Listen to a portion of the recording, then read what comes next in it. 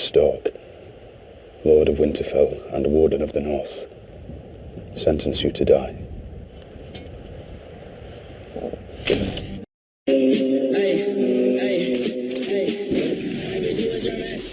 Taking my dick in my pants.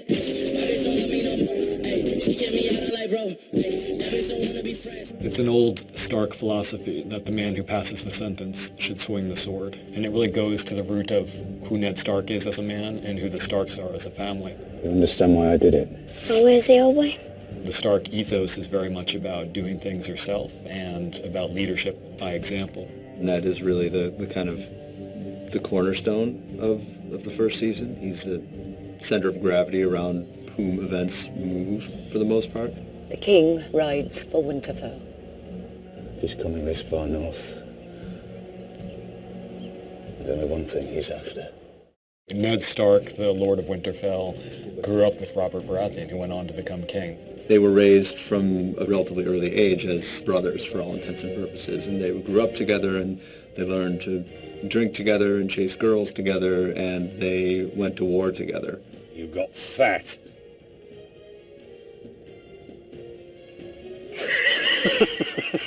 The only reason in the world why Robert would make this journey is because he needs a new hand, and who else would he turn to but his oldest friend, his best friend, his most trusted confidant, Ned Stark. I need you, Ned. You helped me win the Iron Throne, now help me keep the thing. There's great honor serving in the Night's Watch.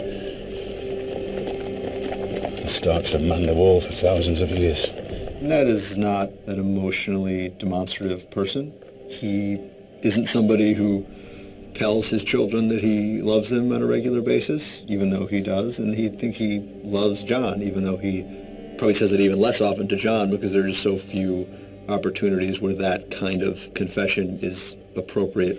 You might not have my name. You have my blood. If you're going to own a sword, you better know how to use it. She's really being told in a way like, I'm the person who is the master of your fate, and I am going to let you become the person you were meant to be, or at least far more of that person than you ever thought was ever going to be a real possibility for you. I want him dead. Mother and child, both. You'll dishonor yourself forever if you do this. Ned is very anti-child murder. He sees Daenerys Targaryen as a child and an innocent. And Robert is very pro whatever needs doing to preserve his supremacy. Do nothing. That's your wise advice. Do nothing till our enemies are on our shores. Robert can't believe that his hand is being so insubordinate. He's supposed to do what the king asks him to do, no matter what it is. And so the idea this is not honorable to kill, Robert just thinks that's kind of silliness and it's all fancy talk, and that the truth of it is that you have to do all sorts of horrible things if you're going to rule the kingdoms. I will have no part in it. And this is the tipping point for Ned. His loyalty to Robert has reached its limit, and he quits. He just decides he can't be party what's going on in King's Landing anymore. Ned Stark is a famous warrior, so Jaime sees him as like a natural opponent. He just wants to get him out there on the field so they can test each other's mettle and see who's the better man. You killed me. Your brother's a dead man. It's a little bit like the two gunslingers in a Western who have been circling each other from the beginning of the movie, and they're going to fight at some point. You just don't know how it's going to turn out.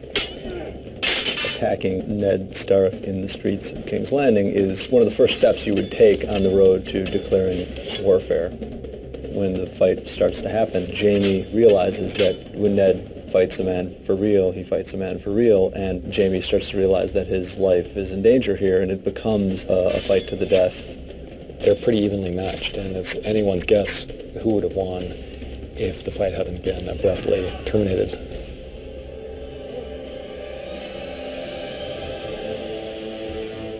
Catelyn and Ned make these fatal mistakes. They butchered our children as if they was animals.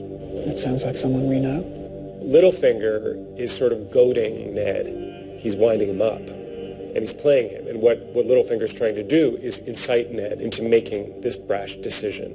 The powerful are not allowed to abuse the weak in Ned's vision of the world. That kind of behavior has to be punished. I cannot restore your dead to life, but perhaps I can give you justice. Ned orders Tywin Lannister to come to court and answer for the crimes of his bannermen, and that's basically what triggers the war. Inform Tywin Lannister that he has been branded an enemy of the crown and a traitor to the realm.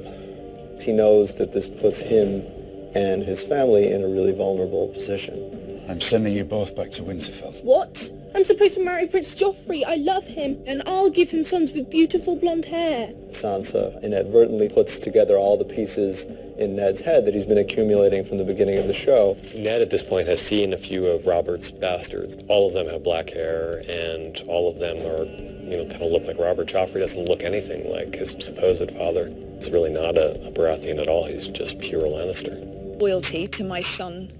Your son has no claim to the throne. Kill all of them, I command you! Ned's an honorable man, and his honor gets him in trouble. And Cersei is a ruthless, lying, scheming woman, and those schemes and that ruthlessness actually serves her in good stead.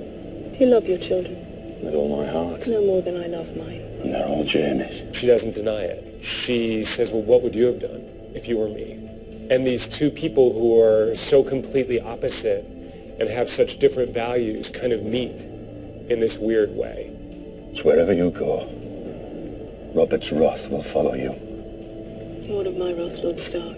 She doesn't feel the need to hide what she is, knowing that Ned's not going to go around telling everybody because Ned's too honorable to, shout it from the rooftops that Cersei has been sleeping with her twin brother. When you play the Game of Thrones, you win, or you die. Leave us, the lot of you. I need to talk to Ned. Robert, my sweet. Out, all of you! This is the peak moment of her uncertainty when Ned, who knows the truth about her children, is being left alone with the person she least wants to know this truth. What really has to do is say the words. It would set into motion a chain of events that would release a tide that Cersei would probably be powerless to turn back.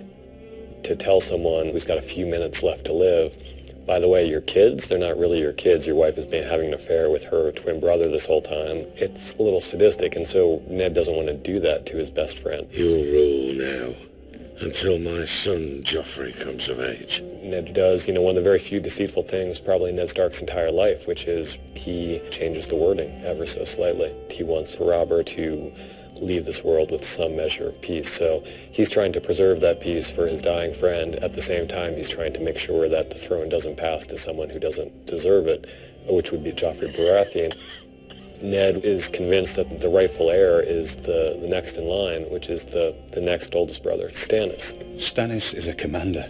Do you still believe good soldiers make good kings? Stannis' ascension to the throne is the law in this case, and Ned's going to abide by that and not make the kind of arrangement that he would need to make to come out of this fight victorious. Me an hour and I can put 100 swords at your command. I will not dishonor Robert's last hours by shedding blood in his halls. Ned understands this point. It's a pretty good point. At the same time, Ned just doesn't think Renly is going to be a good king either. Whether or not Ned was right there, he lost a potential ally, and losing that ally turns out to have significant consequences. Ned wants to do the right thing, always. The right thing here clearly is not to lie. Ned's not going to support Joffrey's claim to the throne when it's so clearly a fallacious claim. Tell the Queen you will confess your vile treason. Tell your son to lay down his sword and proclaim Joffrey as the true heir. You think my life is some precious thing to me, that I would trade my honor for a few more years of what? The one thing that finally persuades him to abandon his honor is his love of his children. What of your daughter's life, my lord? Is that a precious thing to you? Ned believes that the Lannisters will hold their end of the bargain, not because he has any particular trust in them, but because it's the best thing for them to do to ensure their power.